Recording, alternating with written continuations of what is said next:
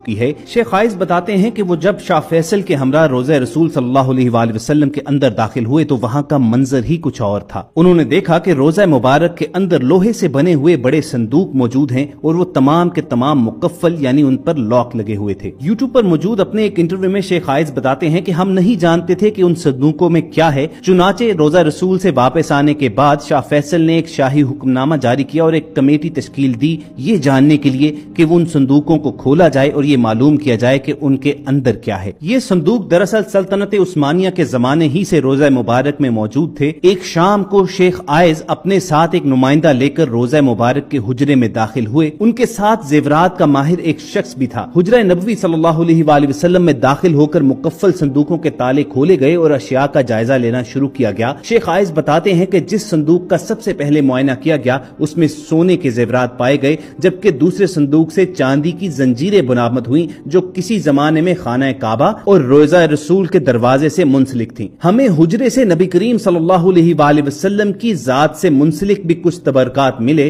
Committee نے 15 روز تک حجرے میں موجود اشیاء کا جائزہ لیا اور بعد ازاں حجرے سے ملنے والے زیورات کو مدینہ منورہ کے میوزیم میں رکھنے کی تجویز پیش کی گئی۔ آج یہ تمام نوادرات مدینہ منورہ کے میوزیم میں رکھ دیے گئے ہیں تاکہ عام لوگ بھی ان کی زیارت کر سکیں۔ خواتین و حضرات، یہاں پر ایک وضاحت نہایت ضروری ہے کہ شیخ عائز بھی اصل قبر مبارک تک رسائی نہیں رکھتے تھے۔ جیسا کہ ہم سب کو معلوم ہے کہ حضرت صلی اللہ علیہ وآلہ وسلم کا وصال ام المومنین حضرت عائشہ صدیقہ رضی اللہ تعالی عنہا کے حجرہ مبارک میں ہوا تھا اور وہیں آپ کی تدفین ہوئی تھی۔ اس کے بعد حضرت ابو بکر اور حضرت عمر رضی اللہ تعالی عنہم بھی وہیں پر مدفون ہیں۔ اس طرح روضہ شریف کے اندر 3 قبریں موجود ہیں۔ اگر آپ کو انٹرنیٹ پر کوئی بھی ایسی تصویر ملے کہ جس میں صرف ایک قبر دکھائی دے رہی ہو تو یہ جان لیجئے کہ یہ تصاویر جعلی ہیں۔ ویسے بھی رسول اللہ صلی اللہ علیہ وآلہ وسلم کی مرکز مبارک کی اصل تصویر دنیا میں موجود نہیں ہے، اس لیے کہ آخری مرتبہ جب کوئی رسول اللہ صلی اللہ علیہ وآلہ وسلم کی اصل قبر مبارک تک گیا تھا تو یہ 550 سال پہلے کا واقعہ ہے۔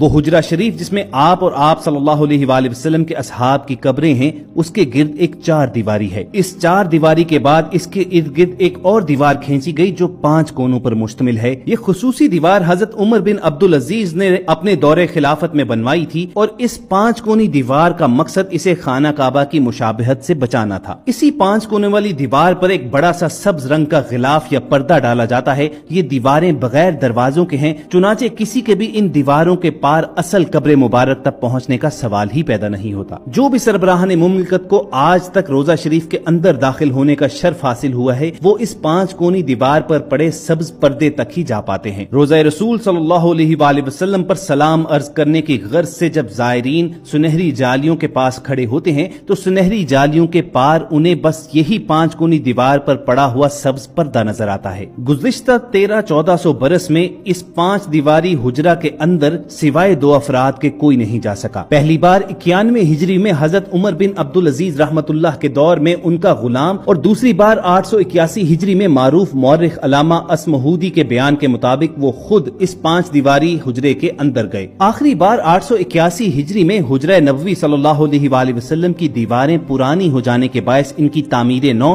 اور ان کی زیبائش و آرائش کرنا پڑی۔ اس وقت نامور مورخ اور فقیہ علامہ نور الحسن اسمہودی مدینہ منورہ میں ہی موجود تھے اور انہیں حجرہ مبارک کی دیواروں کے تعمیر نو کے کام میں حصہ لینے کی سعادت نصیب ہوئی۔ علامہ اسمہودی لکھتے ہیں کہ 14 شعبان 881 ہجری کے دن 5 دیواری کو مکمل طور پر ڈھا دیا گیا۔ دیکھا تو اندرونی 4 دیواری میں بھی دراڑیں پڑی ہوئی تھیں، چنانچہ وہ دیوار بھی گرا دی گئی۔ اب ہماری آنکھوں کے سامنے مقدس حجرہ تھا۔ مجھے وہاں پر داخلے کی سعادت ملی۔ میں شمالی سمت سے داخل ہوا تو خوشبو کی ایسی لپٹ آئی جو زندگی میں کبھی محسوس نہ ہوئی تھی۔ میں نے رسول اقدس صلی اللہ علیہ وآلہ وسلم اور آپ کے دونوں خلفائے راشدین کی خدمت میں ادب سے سلام پیش کیا۔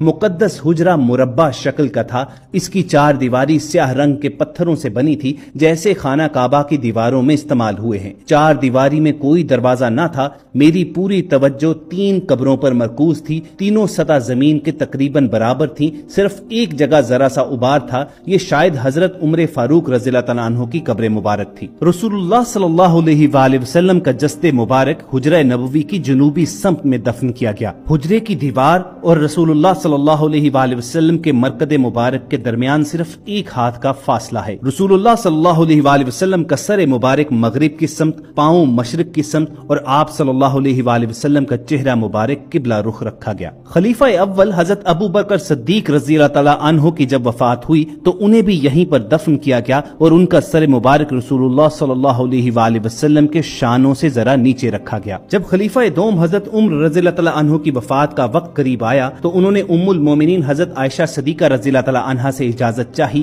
कि वो इसी हुजरे में दफन होना चाहते हैं। उम्मुल मोमिनीन ने एसार करते हुए ये इजाजत दे दी, अगरचे इससे कबल वो खुद वहाँ पर दफन होने का इरादा रखती थी। हजरत उम्र रज़ी अल्लाह तआला अन्हु की तदफीन के बाद उम्मुल मोमिनीन हजरत आयशा सदीका ने हुजरा में एक दीवार खींच दी और यूं ये हुजरा दो हिस्सों में तकसीम हो गया। खलीफा वलीद बिन अब्दुल मुल्क के दौर में ये दीवार गिर गई। हजरत उमर बिन अब्दुल अजीज रहमतुल्लाह अलैह ने अंदर जाकर इसका मुआयना किया तो देखा कि ये दीवारों का गिरना कब्र मुबारक पर हुआ है और इससे हजरत उम्र रज़ी अल्लाह तआला अन्हु के पांव मुबारक जाहिर हो गए थे। उमर बिन अब्दुल अजीज ने इस हुजरे के इर्द गिर्द काले पत्थरों से एक मुरब्बा शक्ल दीवार तामीर करवा दी और इस मुरब्बा शक्ल दीवार के बाहर एक 5 कोनों वाली दीवार भी बनाई गई। हरमैन शरीफैन के अमूर के मुहक्किक मुहय्यिद्दीन अल हाशमी लिखते हैं कि हुजरे में दाखिल होने का वाहिद रास्ता सब्ज रंग का मशरकी दरवाजा है जो 600 बरस से ज्यादा पुराना है। दाखिल होने के बाद ही सामने सफेद रंग का संगे मरमर है जिसको शाह फैसल शहीद के दौर में बनाया गया। उसके बाद सैयदा फातिमा रज़ी अल्लाह तआला अन्हा का तख्त है